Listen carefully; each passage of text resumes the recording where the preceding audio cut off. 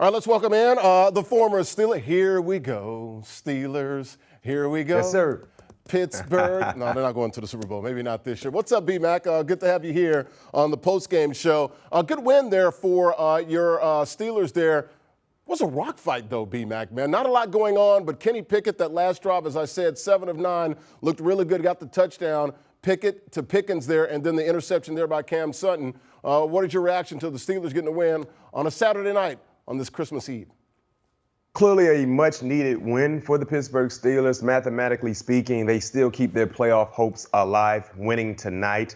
It was an ugly ball game for 3 quarters, and then you talked about the young quarterback Kenny Pickett keeping this, being calm and cool, and just being able to be patient to be able to hit that game-winning touchdown to George Pickens. I mean, this is a duo when you look at what they've been able to do so far, their rookie campaign in the rookie quarterback and the rookie wide receiver. If they continue to develop, this duo could be a nice 1-2 punch moving forward within the organization. So this was an ugly ball game offensively for the Pittsburgh Steelers, but in the fourth quarter, we saw Kenny Pickett wake up. We saw him started to create a rhythm with his offensive pass catchers. Najee Harris did some pretty good things as well, and they just kind of follow the steps of their defense. Their defense kept them within reach the entire ball game, even with some missed field goal opportunities. The defense was battle-tested, and the offense was able to wake up and come to the party right before the party ended. Absolutely. You talked about that defense,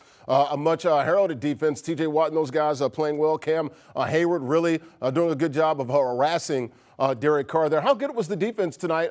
Turned over the Raiders a bunch, got 3 picks from Derek Carr. The Steelers defense kept them in it, and the offense was able to come to the rescue and win it late. Yeah, Larry, they were spectacular for 4 quarters. Even when it seemed to be their offense offensively for the Pittsburgh Steelers had no pulse. The defense weathered the storm. They basically put the team on their back and carried them for 3 quarters or so until the offense woke up. Like I said, Cam Hayward was unblockable. He dominated from start to finish. You talked about the 3 crucial interceptions they were able to force from Derek Carr was huge, even though those turnovers didn't necessarily bring points, but it did something to the momentum. It did something to their confidence and being able to be able to force the Raiders in difficult situations. So this was an outstanding performance. And in these type of conditions in Pittsburgh, Steeler weather, this is what you expect to see from your defense. B-Mac, we were talking earlier about Kenny Pickett, threw for over 200 yards, got that touchdown. We talked about it, coming out of school at Pitt, staying right there near the 3 rivers, small hands and all. But how much growth can this be for the Steelers having this young QB playing in a game here late in December in the elements, home crowd, and winning a game in late December? And what does that mean for his prospects going forward with the yellow and black? Well, I think most importantly for the organization, for the fans, it gives you a reason to be excited about Kenny Pickett in the future. Now, let's keep it real. He's missed a lot of time. In regards to being a young quarterback and trying to develop, the reps are important.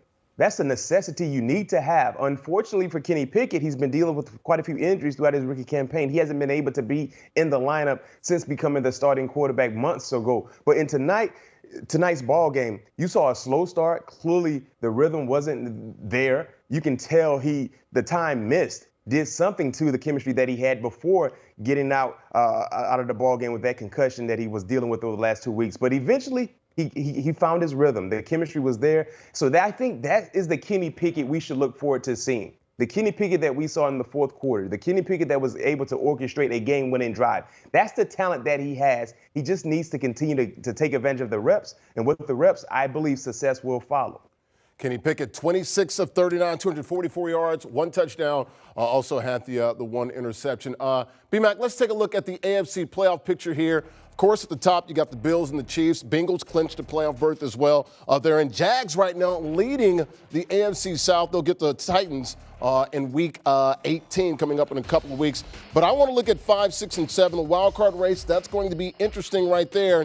How do you see this shaping up, B-Mac? Who do you think is going to get in? And your Steelers are still there as well. How do you see those last 3 spots there, the wild card spots, 5, 6, and 7, playing out here in the next couple of weeks?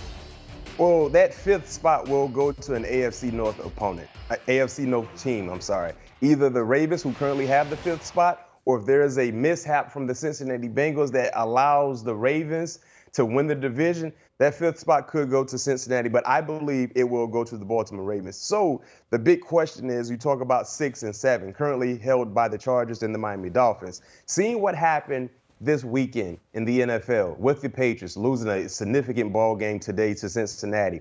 We saw what happened with the Jets. I think it was Thursday night, losing a huge ball game to the Jacksonville Jaguars. That kind of created some space for the Chargers and the Dolphins. Now, anything can happen. The Dolphins have a big ball game against the Green Bay Packers. The same can be said for the Chargers against the Colts Monday night. But the likelihood of the Jets and the Patriots finding a way to get into the playoffs, number one, they have to win out. Number two, they need the Dolphins or the Chargers to have a few mishaps for them, either team to get into the playoff currently. So I think it's how we see it right now could be the final say-all, be-all when the season is over. An AFC North opponent team, at the fifth spot, either the Chargers and the Dolphins will hold on to the 6th or the 7th. Yeah, I look at that 7th spot there with the Dolphins. If they lose to the Packers, they go to Foxborough the following week. So it could be very interesting there. Real quickly, very emotional night, I guess we could say that, with the Steelers there and Franco Harris and the ceremony there. Of course, the 50th anniversary of the Immaculate Reception there against the Raiders, although the Raiders playing the Steelers tonight. Just what did you think there, your reaction to seeing some of the old heads there and the terrible towels and everyone showing their respects there for Franco Harris, who passed away earlier this week, B-Mac? No question, man. Legends, man. Legends, man. That's football royalty, to say the least, in regards to the guys that were able to be there to honor Franco. And Franco was scheduled to be there as well. Unfortunately, he passed this past Tuesday. But his legacy will forever be remembered, not just in Pittsburgh, but throughout the country. Number 32, clearly the best running back in franchise history, one of the best running backs to ever lace up his cleats in the National Football League, one of the best offensive playmakers in postseason history. Anytime it was a big game in the playoffs, number 32, Franco Harris, showed up and he showed out. That's basically how he made his name, just being able to take advantage of the big opportunities they were able to play in. And that Immaculate Reception was the beginning of a dynasty for the Pittsburgh Steelers. So, he's one of the more iconic individuals in the game of sports, clearly football. He's one of the more, humbled individuals that I've came across throughout my time there in Pittsburgh. And his legacy, like I said, will forever be remembered there in Pittsburgh. And you talk about an organization that has 6 sticky Lombardis. 4 of them he contributed big time to. So, my condolences to Franco and his family, to Steeler Nation. And I'm just so happy, Larry, that the Steelers, when it comes to the ball club tonight, was able to find a way to win this ball game, to make this ceremony that much better. Absolutely. Of course, we'll go back to 1972, the Immaculate Reception, voted the #1 play in NFL history there. He is Bryant McFadden. B-Mac, former Steelers and a Super Bowl champion. Thanks for joining us, buddy. Appreciate it. And Turo is the world's largest car-sharing marketplace. Scan the QR code on the screen to book a car from a community of local hosts across the U.S., UK, Canada, and coming soon to Australia. Do you want a sports network that delivers everything that matters about the game? The highlights, the picks, the instant analysis, no yelling, no fake debates, no politics. Hit the subscribe button and never miss a moment.